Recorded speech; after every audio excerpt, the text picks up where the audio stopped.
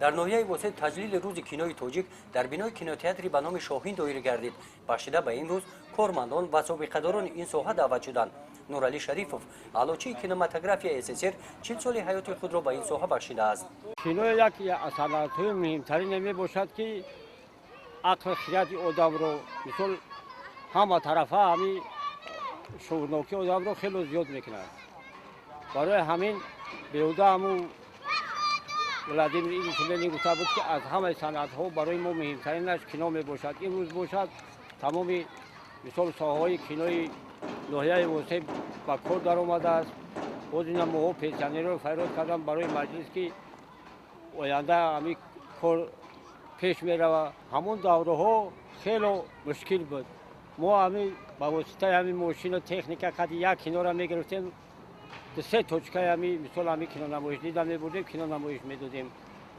ҳозиразамон бошад ина диск бурмадагӣ чизо бурмадагия, ки чизо мисол ҳамин шиша хело сабук карда ҳамин соҳаи кинонамоишдииро.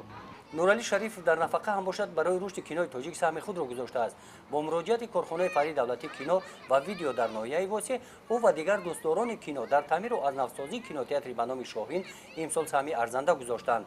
пештоқи кинотеатрро мо таъмир намудем ва баъдтар дохилаи кинотеатрро таъмин менамоем.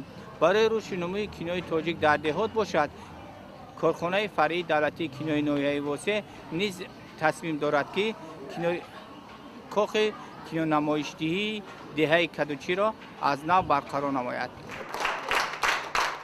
толори калони кинотеатр ба таъмири капиталӣ ниёз дорад.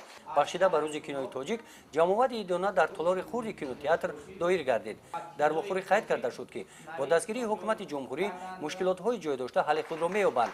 бахшида ба рӯзи кинои тоҷик аз номи корхонаи Фарид Давлатии кино ва видео дар ноҳияи восе ба собиқадорони кино ифтихорнома ва тӯҳфаҳои хотиравӣ тақдим карда шуданд.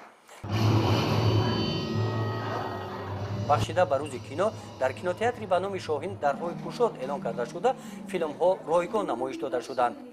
гузориши Хоҷа Назриев, Худойназар Зуҳуров аз ноҳияи восе барои барномаи иттилооти Навид.